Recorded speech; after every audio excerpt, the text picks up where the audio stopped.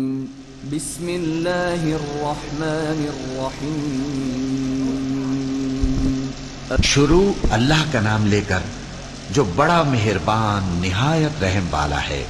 الف لام را، یہ ایک پر نور کتاب ہے، اس کو ہم نے تم پر اس لیے نازل کیا ہے کہ تم لوگوں کو اندھیروں سے نکال کر روشنی کی طرف لے جاؤ، یعنی ان کے پروردگار کے حکم سے عزت والے خوبیوں والے مالک کے راستے کی طرف، یعنی اس اللہ کے راستے کی طرف کہ جو کچھ آسمانوں اور زمین میں ہے سب اسی کا ہے۔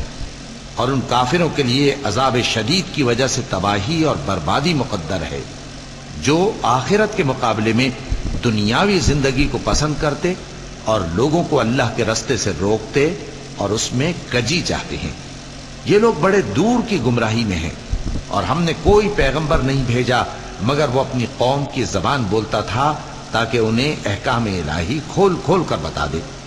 پھر اللہ جسے چاہتا ہے گمراہ رہنے دیتا ہے اور جسے چاہتا ہے ہدایت دیتا ہے، اور وہ غالب ہے، حکمت والا ہے۔ اور ہم نے موسیٰ کو اپنی نشانیاں دے کر بھیجا کہ اپنی قوم کو تاریکیوں سے نکال کر روشنی میں لے جاؤ اور ان کو اللہ کے دن یاد دلاؤ، اور اس میں ان لوگوں کے لیے جو صابر و شاکر ہیں نشانیاں ہیں۔ اور جب موسیٰ نے اپنی قوم سے کہا کہ اللہ نے جو تم پر مہربانیاں کی ہیں ان کو یاد کرو، جبکہ اس نے تم کو فرعون کی قوم سے رہائی بخشی، وہ لوگ تمہیں برے برے عذاب دیتے تھے اور تمہارے بیٹوں کو مار ڈالتے تھے اور تمہاری لڑکیوں کو زندہ رہنے دیتے تھے، اور اس میں تمہارے پروردگار کی طرف سے بڑی آزمائش تھی۔ اور جب تمہارے پروردگار نے تم کو آگاہ کیا کہ اگر شکر کرو گے تو میں تمہیں زیادہ دوں گا، اور اگر ناشکری کرو گے تو یاد رکھو کہ میرا عذاب بھی سخت ہے۔ اور موسیٰ نے صاف صاف کہہ دیا کہ اگر تم اور جتنے اور لوگ زمین میں ہیں سب کے سب ناشکری کرو تو بھی اللہ بے نیاز ہے، قابل تعریف ہے۔ بھلا تم کو ان لوگوں کے حالات کی خبر نہیں پہنچی جو تم سے پہلے تھے، یعنی نوح اور عاد اور سمود کی قوم اور جو ان کے بعد تھے، جن کا علم اللہ کے سوا کسی کو نہیں۔ جب ان کے پاس ان کے پیغمبر نشانیاں لے کر آئے تو انہوں نے اپنے ہاتھ ان کے منہوں پر رکھ دیے کہ خاموش رہو، اور کہنے لگے کہ ہم تو تمہاری رسالت کو تسلیم نہیں کرتے، اور جس چیز کی طرف تم ہمیں بلاتے ہو ہم کو اس میں بھاری شک ہے۔ ان کے پیغمبروں نے کہا کیا تم کو اللہ کے بارے میں شک ہے جو آسمانوں اور زمین کا پیدا کرنے والا ہے؟ وہ تمہیں اس لیے بلاتا ہے کہ تمہارے گناہ بخشے اور ایک مدت مقرر تک تم کو مہلت دے۔ وہ بولے کہ تم تو ہمارے ہی جیسے آدمی ہو، تمہارا یہ منشا ہے کہ جن چیزوں کو ہمارے بڑے پوجتے رہے ہیں ان کے پوجنے سے تم ہمیں روک دو، تو اچھا کوئی کھلی دلیل لاؤ، یعنی معجزہ دکھاؤ۔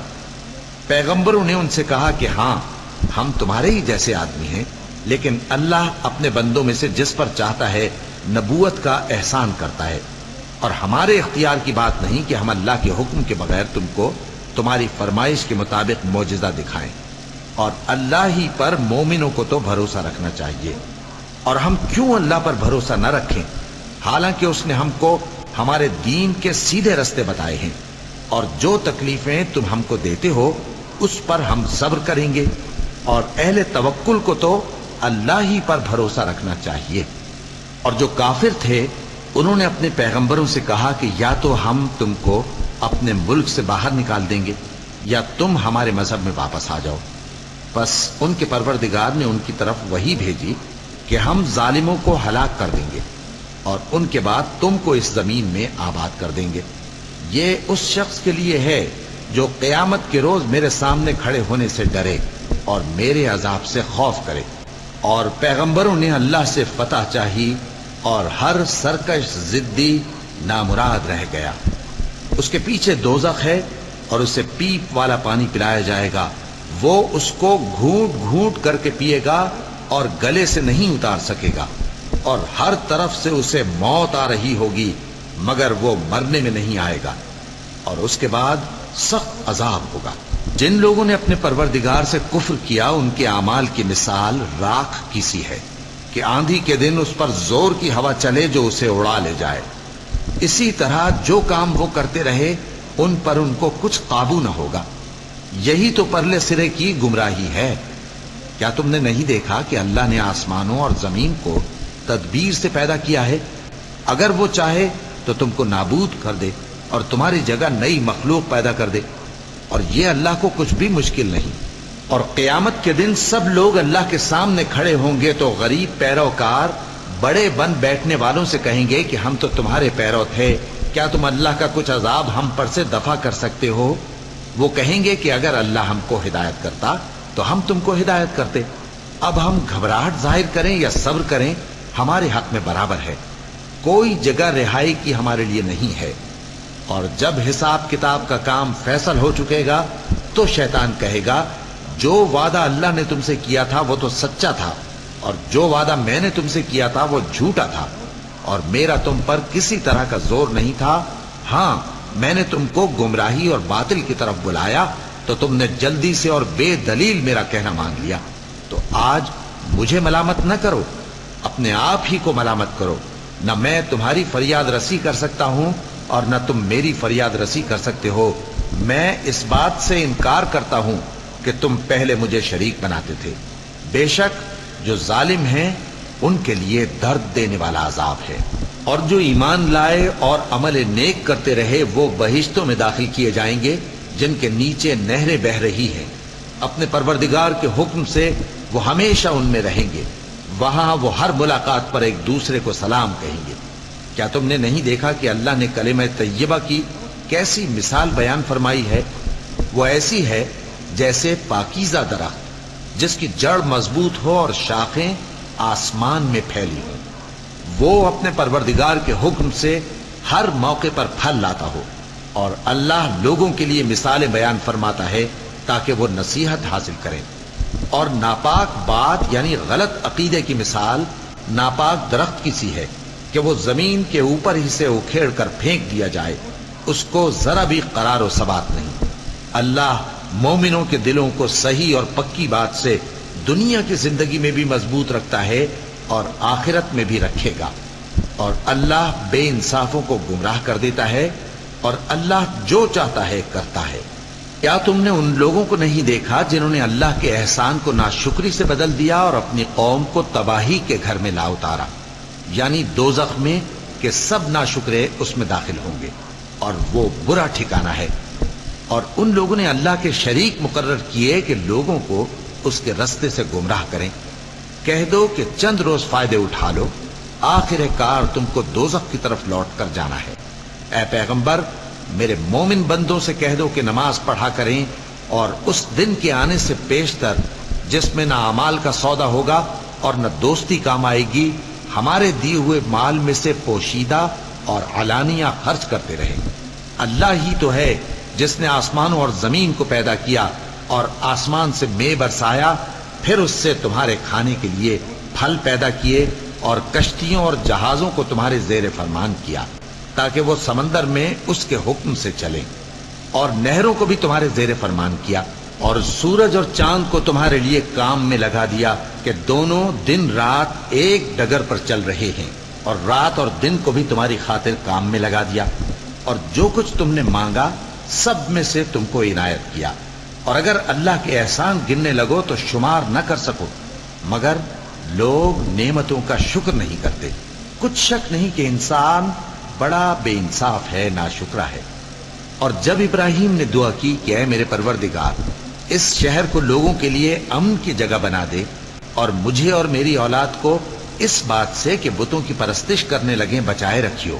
اے پروردگار، انہوں نے بہت سے لوگوں کو گمراہ کیا ہے، سو جس شخص نے میرا کہا مانا وہ میرا ہے، اور جس نے میری نافرمانی کی تو تو بخشنے والا ہے، مہربان ہے۔ اے پروردگار، میں نے اپنی اولاد ایک وادی میں جہاں کھیتی نہیں، تیرے عزت و ادب والے گھر کے پاس لا بسائی ہے۔ اے پروردگار، تاکہ یہ نماز پڑھیں، سو تو لوگوں کے دلوں کو ایسا کر دے کہ ان کی طرف جھکے رہیں، اور ان کو میووں سے روزی دیتے رہنا تاکہ تیرا شکر کریں۔ اے پروردگار، جو بات ہم چھپاتے اور جو ظاہر کرتے ہیں تو سب جانتا ہے، اور اللہ سے کوئی چیز مخفی نہیں، نہ زمین میں نہ آسمان میں۔ اللہ کا شکر ہے جس نے مجھ کو بڑی عمر میں اسماعیل اور اسحاق بخشے، بے شک میرا پروردگار دعا سننے والا ہے۔ اے پروردگار، مجھ کو ایسی توفیق عنایت کر کہ نماز پڑھتا رہوں اور میری اولاد کو بھی یہ توفیق بخش۔ اے پروردگار میری دعا قبول فرما۔ اے پروردگار حساب کتاب کے دن میری اور میرے ماں باپ کی اور مومنوں کی مغفرت کیجو۔ اور مومنوں یہ نہ سمجھنا کہ یہ ظالم جو کام کر رہے ہیں اللہ ان سے بے خبر ہے، وہ ان کو اس دن تک مہلت دے رہا ہے جبکہ دہشت کے سبب آنکھیں پھٹی کی پھٹی رہ جائیں گی اور لوگ سر اٹھائے ہوئے میدان قیامت کی طرف دوڑ رہے ہوں گے، ان کی نگاہیں خود اپنی طرف لوٹ نہ سکیں گی اور ان کے دل مارے خوف کے ہوا ہو رہے ہوں گے۔ اور لوگوں کو اس دن سے آگاہ کر دو جب ان پر عذاب آ جائے گا، تب ظالم لوگ کہیں گے کہ اے ہمارے پروردگار ہمیں تھوڑی سی مہلت عطا کر تاکہ ہم تیری دعوت توحید قبول کریں اور تیرے پیغمبروں کے پیچھے چلیں۔ تو جواب ملے گا کیا تم پہلے قسمیں نہیں کھایا کرتے تھے کہ تم کو اس حال سے جس میں تم ہو زوال نہیں ہوگا؟ اور جو لوگ اپنے آپ پر ظلم کرتے تھے تم ان کے مکانوں میں رہتے تھے اور تم پر ظاہر ہو چکا تھا کہ ہم نے ان لوگوں کے ساتھ کس طرح کا معاملہ کیا تھا اور تمہارے سمجھانے کے لیے مثالیں بیان کر دی تھیں۔ اور انہوں نے بڑی بڑی تدبیریں کی اور ان کی سب تدبیریں اللہ کے ہاں لکھی ہوئی ہیں۔ وہ تدبیریں ایسی غضب کی تھیں کہ ان سے پہاڑ بھی ٹل جائیں۔ تو ایسا خیال نہ کرنا کہ اللہ نے جو اپنے پیغمبروں سے وعدہ کیا ہے وہ اس کے خلاف کرے گا۔ بے شک اللہ زبردست ہے، بدلہ لینے والا ہے۔ جس دن یہ زمین دوسری ہی زمین بنا دی جائے گی اور آسمان بھی بدل دیے جائیں گے اور سب لوگ اللہ کے سامنے نکل کھڑے ہوں گے جو یکتا ہے، بڑا زبردست ہے۔ اور اس دن تم گناہگاروں کو دیکھو گے کہ زنجیروں میں جکڑے ہوئے ہیں، ان کے کرتے تارکول کے ہوں گے اور ان کے چہروں کو آگ لپٹ رہی ہوگی، یہ اس لیے کہ اللہ ہر شخص کو اس کے اعمال کا بدلہ دے۔ بے شک اللہ جلد حساب لینے والا ہے۔ یہ قرآن لوگوں کے نام اللہ کا پیغام ہے تاکہ ان کو اس سے ڈرایا جائے اور تاکہ وہ جان لیں کہ وہی اکیلا معبود ہے اور تاکہ اہل عقل نصیحت حاصل کریں گے۔